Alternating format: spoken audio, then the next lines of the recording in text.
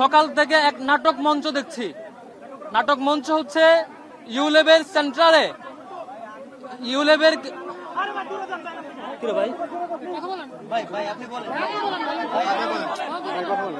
ওকে ওকে আসসালামু আলাইকুম রহমতুল্লাহ, সবাইকে ধন্যবাদ জানাচ্ছি।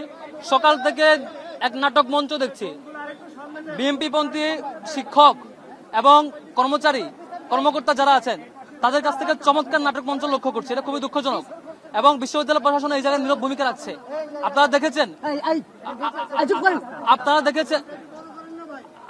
দেখেছেন ইউলেব যে সেন্টার, সেই সেন্টার থেকে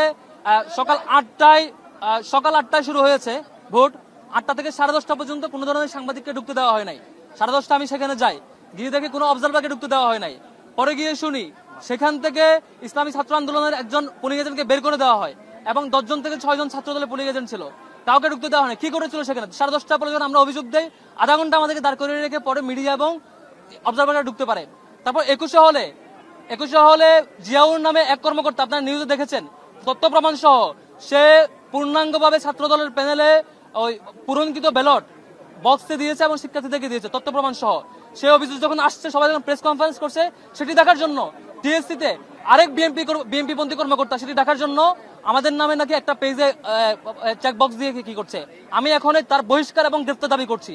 টিএসসি সেন্টারে যে এই কাজ করেছে, যার ব্যাপারে কনসার্ন আছে, যে স্টাফ, তাকে এখনই গ্রেফতার করতে হবে এবং সে পুরো নির্বাচনকে প্রশ্নবিদ্ধ করবার জন্য, 21 হলের ঘটনাকে লুকানোর জন্য, লুকোচুরি করবার জন্য সে এই ধরনের ঘটনা আশ্রয় নিয়েছে।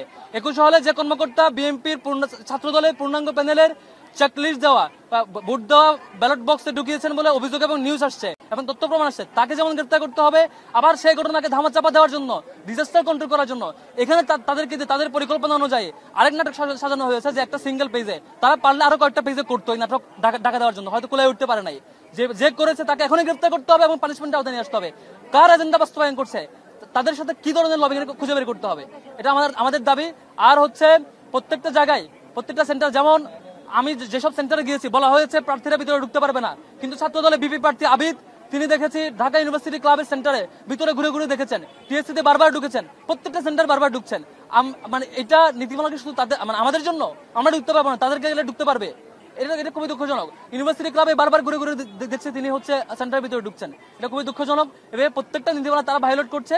সেই ভায়োলেট করা নিয়মকে ঢাকার জন্য, যখন ডিজাস্টার হয় সেটা দেখার জন্য আবার তাদের পন্থী কোনো কর্মকর্তা এবং শিক্ষক দিয়ে আরেক নাটক মঞ্চস্থ করছে। শিক্ষার্থীদের সাথে একটা বিট্রায়াল। ঢাকা বিশ্ববিদ্যালয়ের শিক্ষার্থীরা 24 গণঅভ্যুত্থানের পরে একটা ভালো সময় সুযোগ পেয়েছিল ডাকসু নির্বাচন উপলক্ষে, সেটিতে তারা এইভাবে করে সিন্ডিকেটেড তাদের শিক্ষক এবং কর্মকর্তা কর্মচারী দিয়ে এভাবে ডাকসুকে প্রশ্নবিদ্ধ করার অপচেষ্টা, এটা শিক্ষার্থীরা তার জবাব দেবে। এখন নির্বাচন চলছে, শিক্ষার্থীরা তার জবাব দেবার বিশ্বাস করছে এবং যারা এই কারচুপিতে জড়িত, এই বাজে কাজে জড়িত, তাদেরকে এখনই গ্রেফতার করা হোক এবং তাদের সাথে সেই দলের কি কানেকশন সেটি বের করা হোক এবং সেটি জনসম্মুখে মুক্ত করা হোক। তাদের ইতিপূর্বে যত কর্মকাণ্ড সবকিছু সামনে বের করে নিয়ে আসা হোক, তাহলেই বুঝতে পারবেন তারা কোন দলের এজেন্ডা সার্ভ করছে। Thank you. প্রশ্ন উত্তর পাইছেন, এটা উত্তর দিয়েছি। এটা উত্তর হচ্ছে রুকিয়া হলেরটা, 21 হলে তাদের সেই কুকর্ম, সেই হচ্ছে ডিজাস্টার, যেটা 21 হলে তাদের দলীয় স্টাফরা, তাদের দলবন্ধী স্টাফরা সকল 41টা ভোটে তাদের দলীয় প্যানেলের 21 হলে চেকলিস্ট দিয়ে ব্যালট বক্সে ঢুকিয়েছে, তথ্য প্রমাণ সহ নিউজ আসছে এবং বিভিন্ন প্রার্থীকে দিচ্ছে, ব্যালট বক্সে ঢুকা থেকে ধরা খেয়েছে। সেই ধরা খাওয়াটা লুকানোর জন্য এখানে তাদের পন্থী আরেক স্টাফ দিয়ে আরেক নাটক মঞ্চস্থ করছে এক পেজের চেকলিস্ট দিয়ে। আমাদের নামে যে চেকলিস্ট যে বিএনপি পন্থী কর্মকর্তা এখানে দিয়েছে, এই নাটক মঞ্চস্থ করা হয়েছে, তাকে এখনই গ্রেফতার করা হোক এবং পানিশমেন্ট আওতায় নিয়ে আসা হোক। Thank you.